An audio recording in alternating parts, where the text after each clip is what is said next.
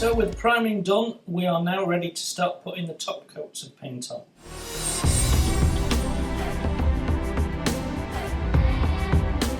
So we've started painting the hull, and we've started with the lower hull red, and I've actually brought that up to the top of the boot line. So before I carry on any further, however, I want to unmask and paint in these bow thruster tunnels. So we need to remove the sponge masking that we've put in.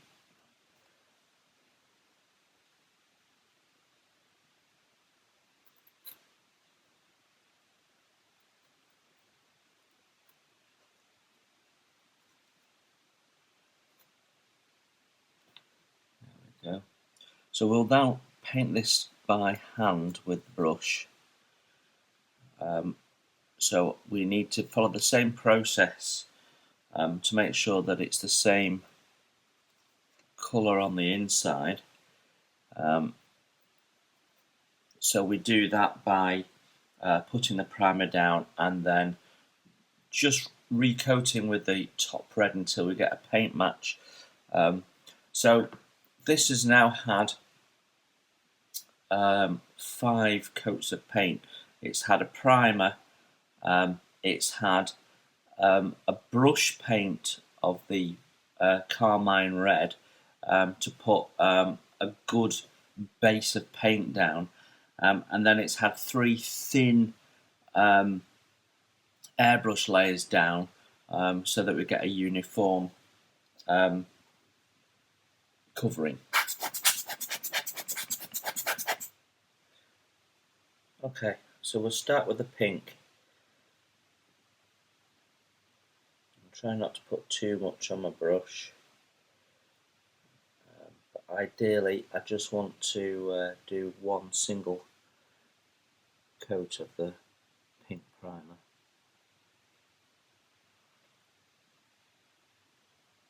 So I'm now ready to paint the tunnels. I'm guessing we're probably going to need 2 coats. I'm just thinning the carmine red with 2 drops of flow improver, just because it's going to take a little bit of time to work through this, so I want to try and prohibit the drying process a little bit. So using my 50-50 rule, we should be good to go in a sec. I'm using a 5x0 brush for this, just so that we're not tripping over ourselves when we get in there.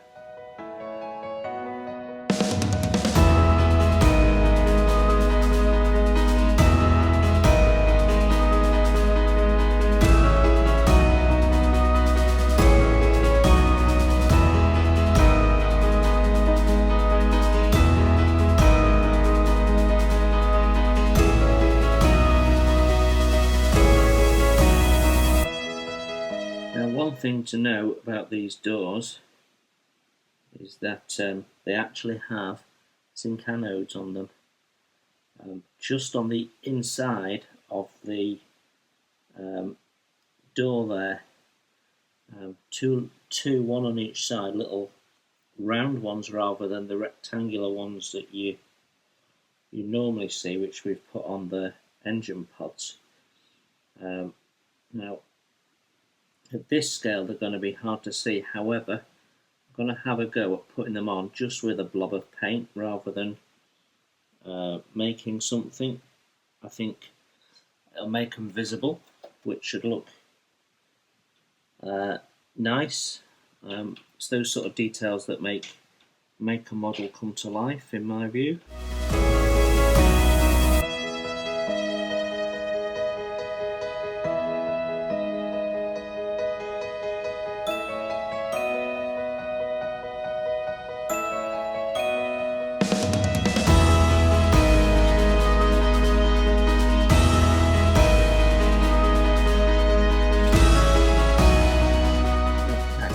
Flip that over and do the other side. Now, I'm often asked, why is Queen Mary 2 painted in the way that she is? And in fact, there are some historical elements here.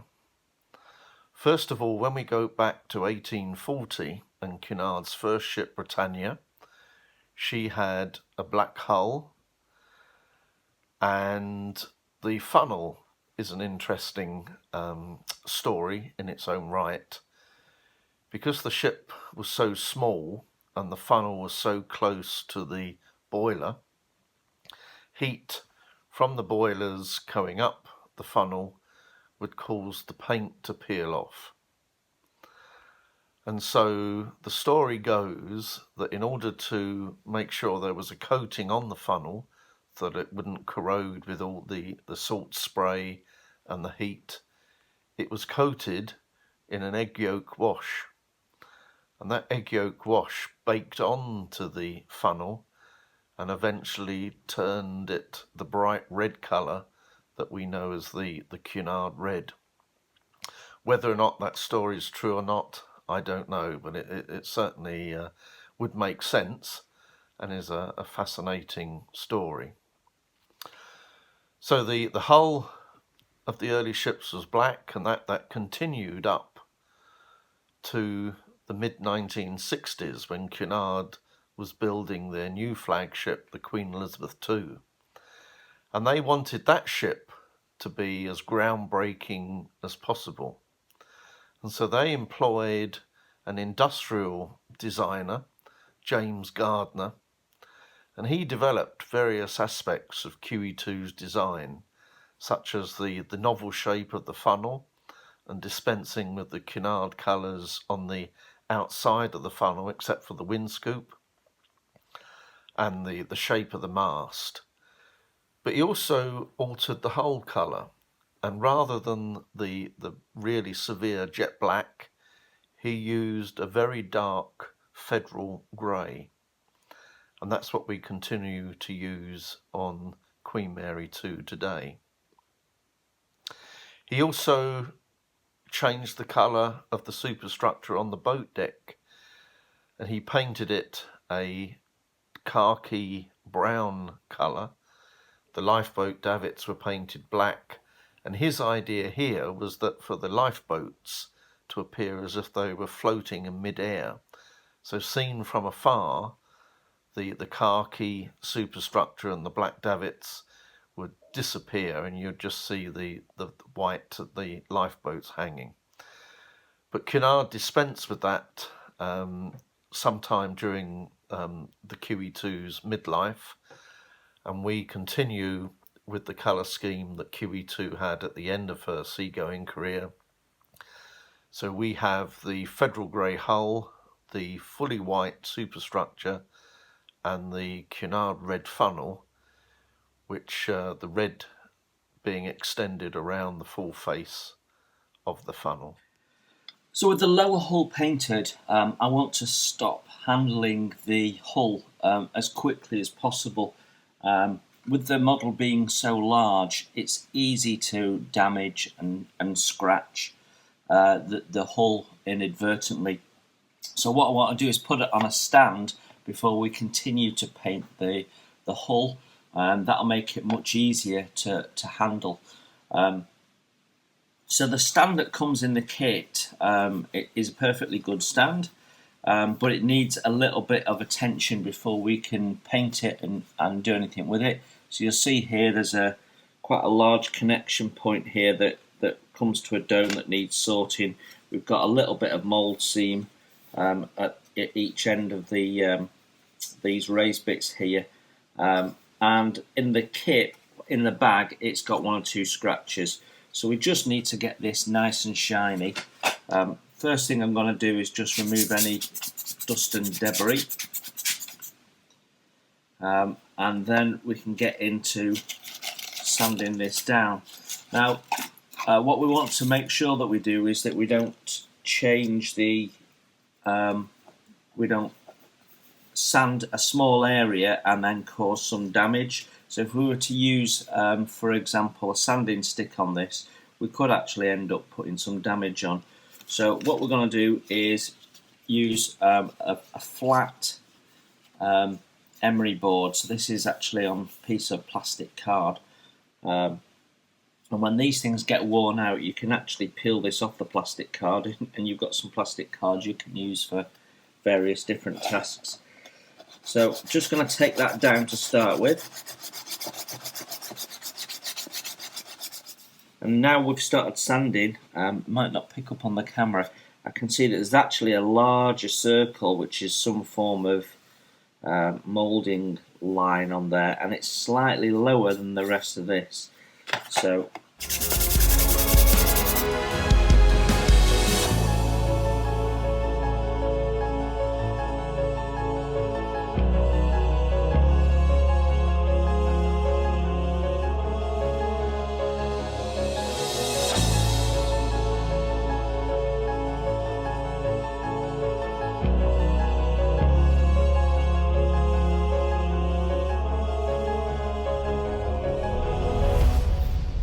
so that's flat, that's nearly there, and we need to just deal with these little raised moulding seams here. Now this is the coarsest of the boards that I've got, so we are putting some scratches in this, which we'll need to then take out. Okay, so that's the first sanding bit done.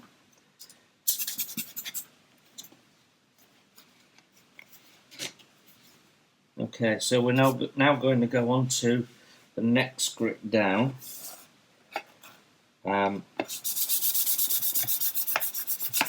I'm going wider now to try and blend it all in. Doing the circular motion just helps blend.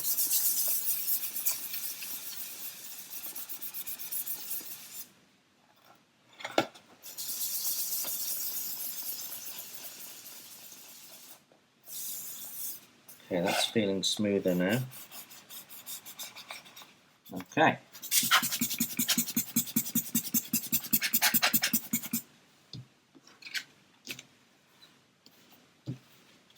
So we're going to go and do that again, smoother again.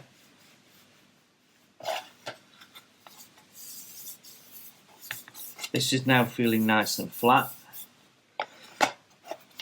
So this time we're going to do it slightly differently. I'm just going to go in the one direction, because what I want to start doing is taking out the abrasive scratches. And the way we do that is by going in different directions with different grits.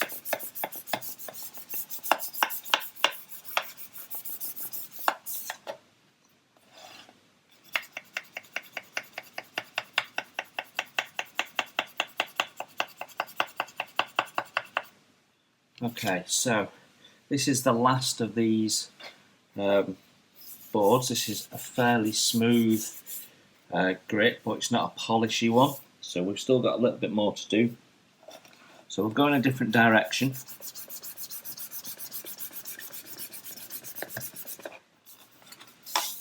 So what we've got now is a nice, flat, smooth top deck area there. Now this would probably be alright to prime and get going from here, but I want to just polish this up a little bit, make sure we've got a nice glass smooth surface for our primer. So we're going to go through the micro mesh pads. So we start with this first one. I want to do the sides as well. So the same process as before, we go in a different direction with each pad. And we go the next side down, different direction. Now at this point, I want to just go around the edges and just make sure there's no flash or seams or anything that's just protruding out. Okay, I'm going to crack on with this, we'll speed it up, and I'll see you at the other end.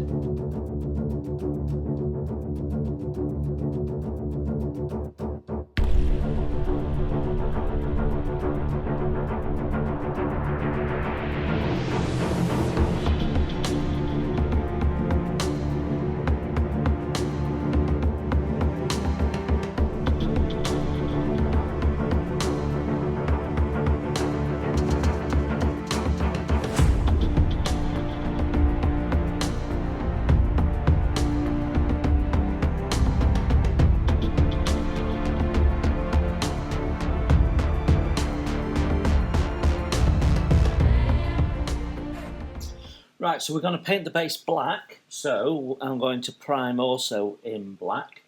So we're just going to give the base a blow down just to make sure there's no dust on there.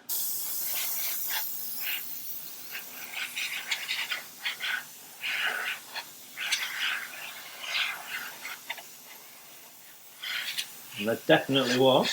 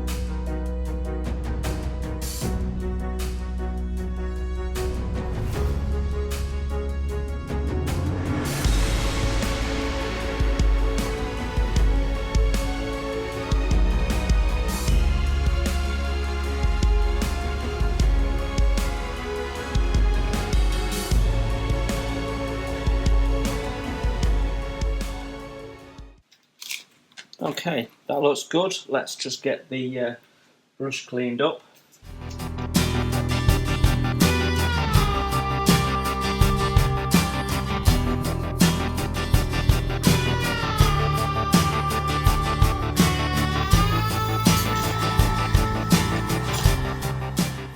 I'm going to put some airbrush cleaner through. I like to do that at different levels to try and help clean the needle. So basically, as we put the airflow in, just moving that needle backwards and forwards, work that cleaner in. So now I know that everything's out of the airbrush, we'll put a little bit of water in. We can drain the compressor and then just give this a rinse in the tap. Job done. I find when I've been using primer, because of the nature of the product, it is designed to stick onto the surface, that you do need to give your brush a little bit more of a clean than possibly you would do if you'd just been using an acrylic paint through your brush. So I like to use a little bit of airbrush cleaner just to make sure that we've got all paint debris off when I've been using a primer. It only takes a second. We're not doing a full strip down, we're just cleaning the parts that clearly have paint running through them. And then, again, because we've used a primer, I like to go in with the reamer and just make sure there's no debris remaining in the nozzle where I can't get in with the brush.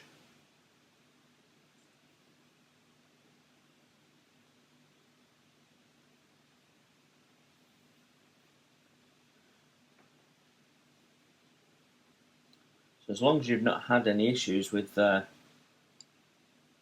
brush, with the paint backing up in the chamber, you're only really needing to clean this forward part here. So as you can see, I've put a bit of airbrush cleaner in, and I'm stopping that from draining out so that I can use that puddle of it just to wash the thread here. Airbrush cleaner flashes off fairly quickly, so it doesn't take long to dry off.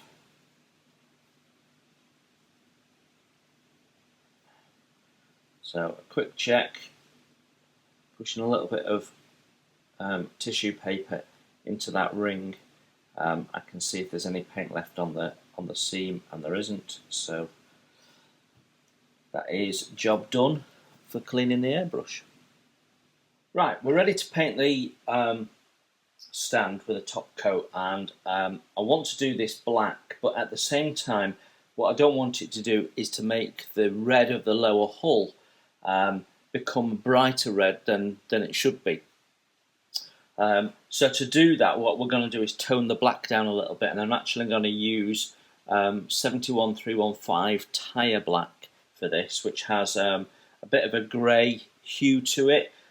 So as it's not as dark a black, I won't lose the pink tones in the red of the lower hull.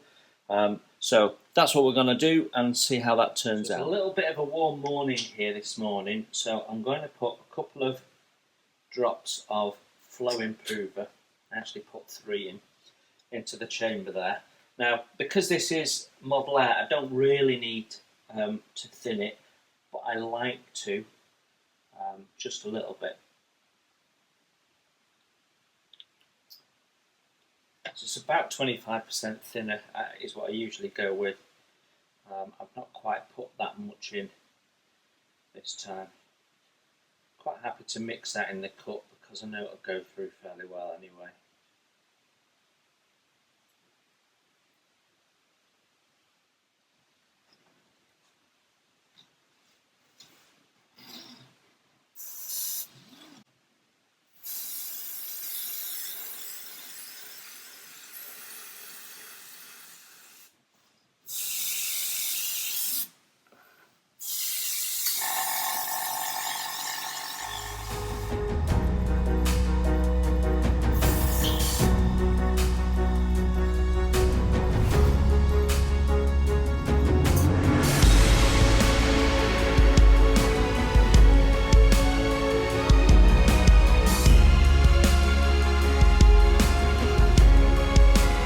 So the lower hull is now painted, and we have it mounted on a stand. So the next thing to do is to mask off the lower sections of the hull. But before we do that, I would like to get the stabilisers attached. So that's going to be our next job. Right, time to put the stabilisers in, and they just fit inside this little box on the inside. Now, don't be worried that you're putting the wrong one in the wrong place, because they only fit in their individual places because of the shape of the hull and the orientation of the hinge placement, so you can't actually get them wrong. And as you'll see, you can put them into place and they'll just actually sit there quite happily.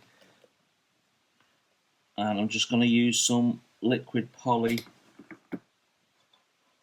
to just hold that in place. So, as simple as that.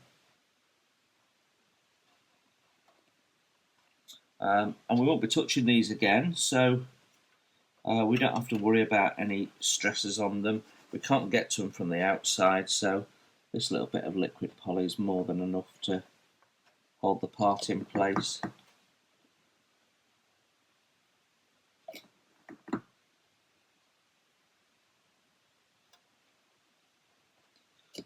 Job's done.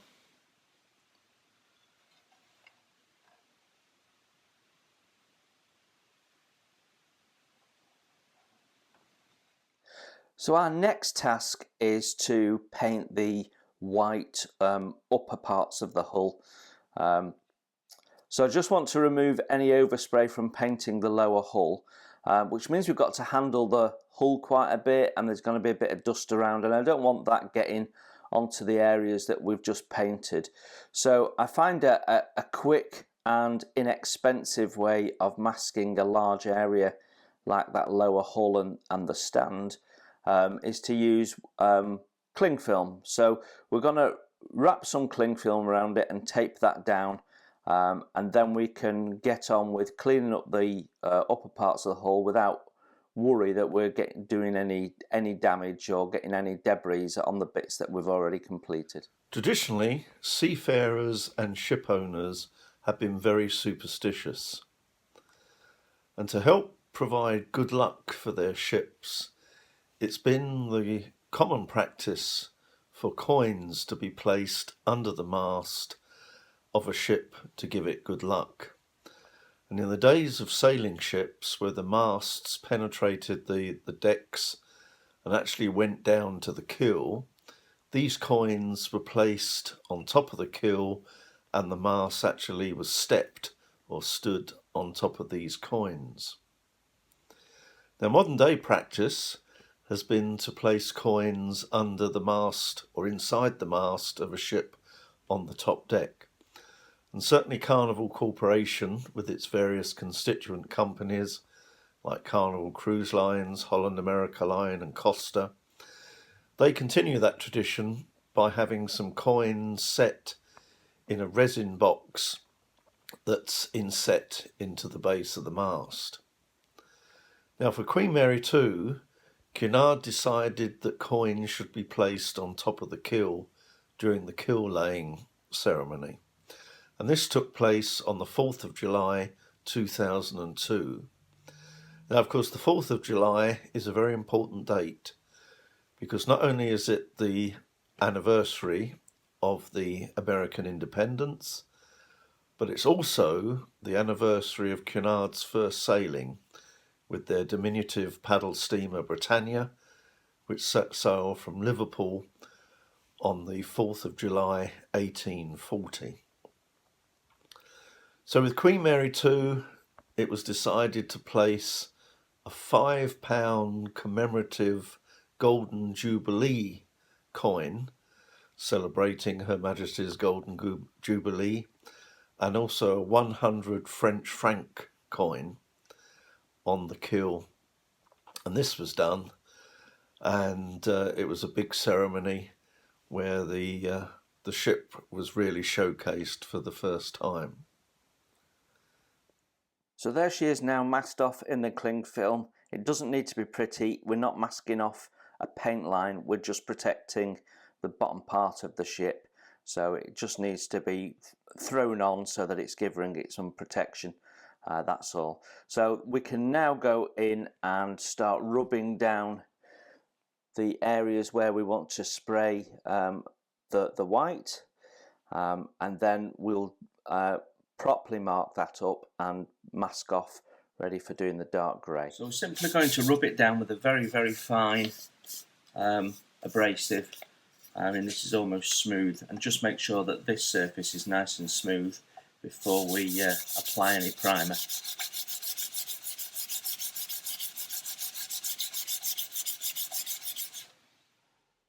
So before we do too much more and get ready for painting the white, I want to just deal with all these ejector pin marks on the inside surfaces. Some of these are going to be hard to see, so but we still need to clean them up because they might be visible, and others are going to be very visible if we don't deal with them. And at the same time, we don't know what we're going to do in this area yet, so if we clean them up now and they're dealt with, then that issue goes away. So as you can see, all those ejector pin marks have now been dealt with. Predominantly they needed a little bit of filling, which we used Mr. Surfacer for. There was one or two that were raised, but that should be sufficient for everything that we need, having checked what is likely to be visible. Now, having done a lot of sanding in this area and sanding to prep the surfaces, and we've been round all of the window frames, just making sure they're all nicely scraped and flat and smooth. There's a lot of dust around, and even having gone round with my puffer, there's likely to be some dust. So before we paint, a good little tip I learned is to use my airbrush to just go in there and blow some of this paint, this area out, and make sure there's no dust that could get into the paint when we're airbrushing. So I'm just masking off the lower hull, ready for painting the next section of the hull, which will be the Federal Grey area. So what we're doing is we're putting the cling film down, we're taping it along the edge. We've taped the line that we want to paint up to, and then we're putting the cling film down and then holding the cling film in place with another layer of tape. Now, some of this tape you'll be able to salvage. Sometimes it's a bit difficult to get the cling film off the tape, so just bear that in mind. But obviously you'll be able to reuse the tape that you've put down in the first instance for the line. And it's just a great way of wrapping everything and keeping paint and debris off until you're ready to take it all off again. Right, we have our lower hull masked off, ready for putting the grey down. So the next thing we want to do is take the frisket film paint masks that we made and put them over the white. Now the white has been primed and it's had one coat, and what we're going to do is we're going to mask it off and paint the grey, and then we're going to take that off, and when that's all dry and ready, we'll mask the grey off and do a last coat of white, and that's just to capture if there's any accidental overspray or any leaching underneath the masking. Then we can sand that down before we do the last coat of white. So we're hoping that won't happen, but just in case it does, it's good just to take that precaution.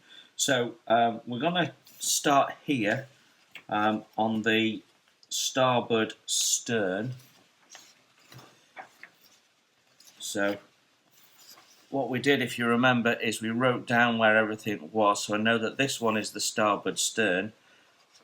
So I should be able to just peel that off this this sheet now.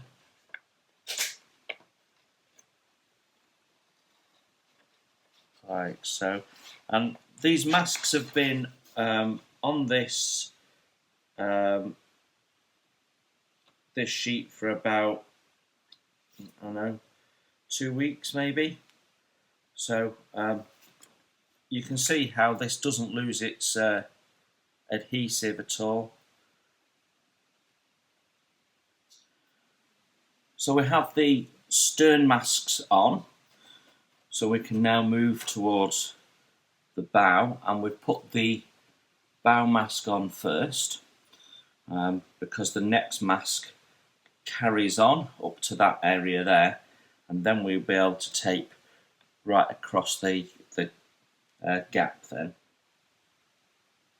Now the value of cutting this exactly to size is it makes it easier to just line the mask up.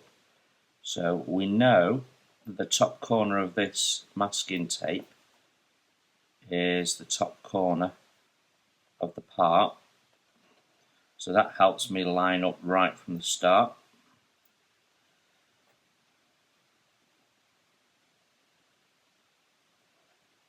There we go, so that should now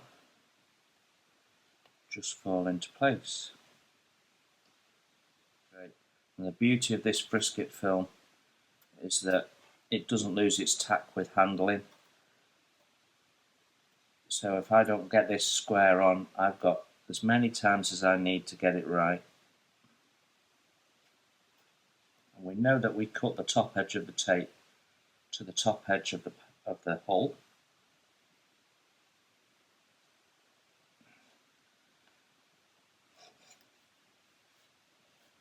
There we go.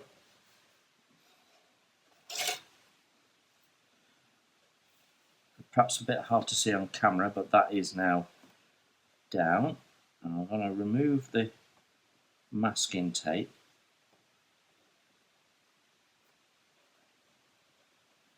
There we go. I'll leave it there. Okay, that is buttered up. Give it a good press down. Okay, so we just have to cover off that area and the area above, and again we can use cling film for that. Right, that is the masking done, and you'll see that we've put cling film over this section here, and then that runs on into the inside, and that's because we've already painted the inside of this area in the white, so we don't want any overspray on that, because we've just got one more coat to do on there, and it just saves any cleanup. And the same with the openings on the stern here. There is a deck goes in there, and we're going to be doing quite a lot of scratch building on that deck, because you can see through those openings. We have an exhaust system to put in that's not included in the kit, and various other bulkheads and doors and bits and pieces. So there's quite a bit of scratch work going in there, so we want that to look right at every angle, so that's also been painted and wants protected. Okay, so we are now ready to prepare for painting the Federal Grey. So the first thing we want to do is just go over this and get rid of any rough spots. So there's one or two spots of paint. So we're just going to go over with a very, very light grit bit of emery paper, bit of wet and dry, and just make sure that we've got no lumps or hairs stuck on or anything like that, and we've prepped our surface ready for painting.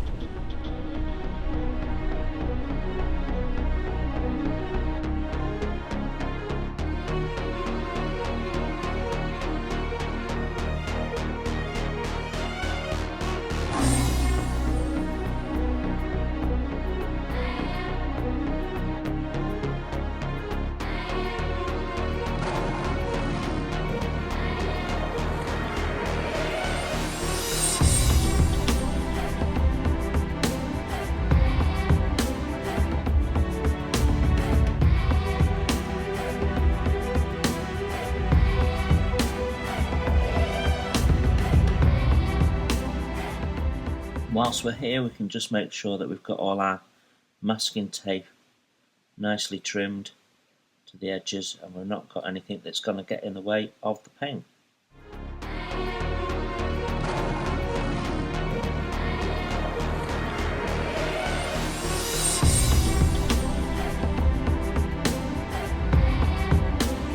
Right, so the grey is now done, and before we progress to finishing off the white, I want to paint in all of these windows, so we can see that the windows are actually quite deep, and the result is that the paint doesn't get in there particularly well anyway.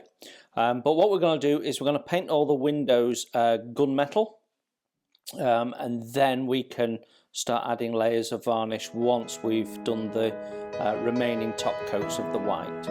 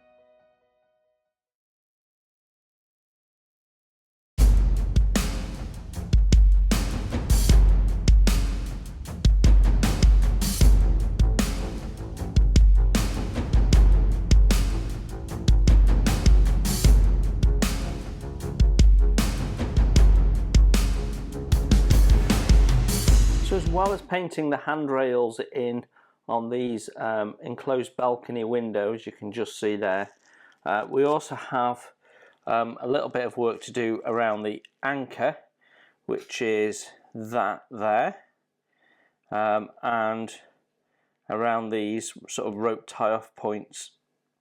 You can still see the plastic shining through on that. So we need to paint that in black, and the same around the anchor. The anchor is the Federal grey, but around that we need to just blacken that out a little bit. So again, we need to do that. And I have forgotten, there is right on the prow here, there is a hose pipe that needs to be put in.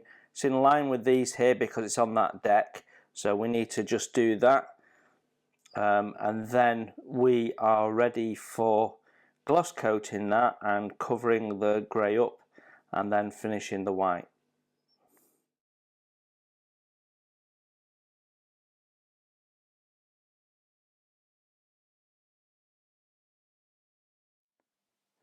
So we've drilled a hole through at an angle, and that is the angle. Once we've drilled it through, what I'm doing is I'm using this round file just to open it up at the back end, so it's slightly wider on the inside, which will allow me to pass the tube through from the inside to the outside. So our bit of aluminium tube has been glued into place. A little bit of super glue there just holding the tube in, and I probably had the tube sticking out a little bit too far, about 0.5 millimetre, and it looked a bit proud. So once the super glue dried, we got a flat needle file and just filed it back a little bit until we got the profile about right. I think once that's painted up, it'll look good. So there she is, finally unwrapped after our painting process. There's a small amount of touch up to do. It's almost inevitable. Got a little bit of overspray in a couple of places, easy to sort out. The next job really is to get the zinc anodes on at the stern there before we can put the engine pods on. And there's a lot, and I mean a lot, of decals to go on this hull. There's a lot of markings that we need to put out on that. So before we can do that, we need to get a varnish to help the decal sit. So a gloss varnish is the next step.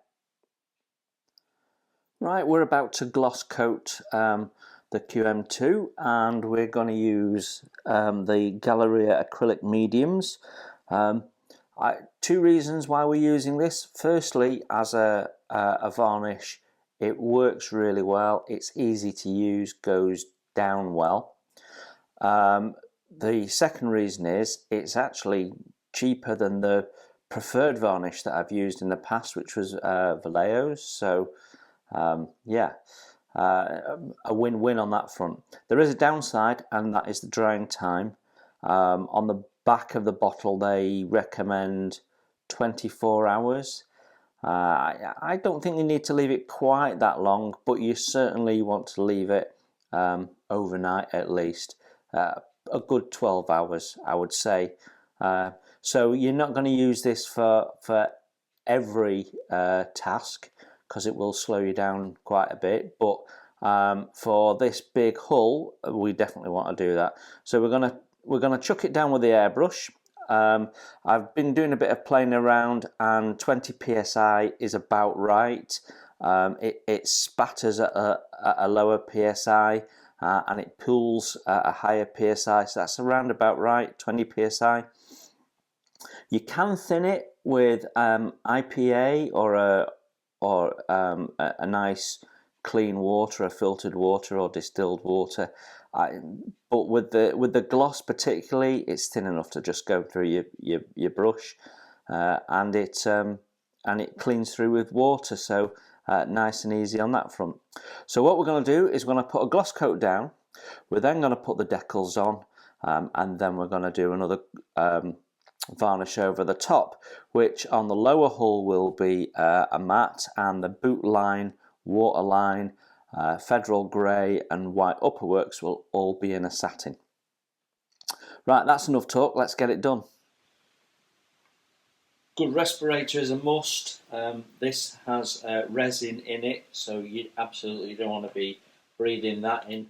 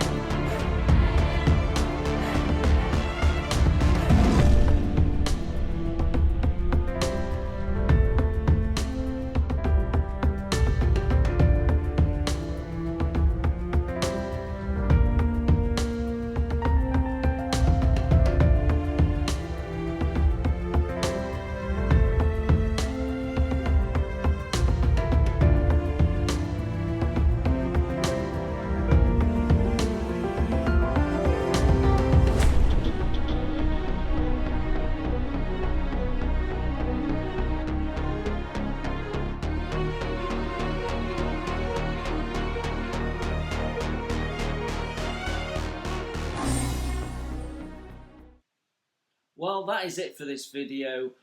Stephen and I really hope that you'll be able to join us in the next episode, where we'll be looking at adding the decals to the hull. We'll be building up the rooms that go behind these balcony openings, and we will start the process of adding the stern decks, which starts with this one here, which we'll be completely replacing with a new deck, and scratch bulkheads, doors, ventilation, and the exhaust system for the 2 emergency generators, all of which is not included in the original kit. So until then, take care everyone, enjoy your modelling, and we will see you very soon.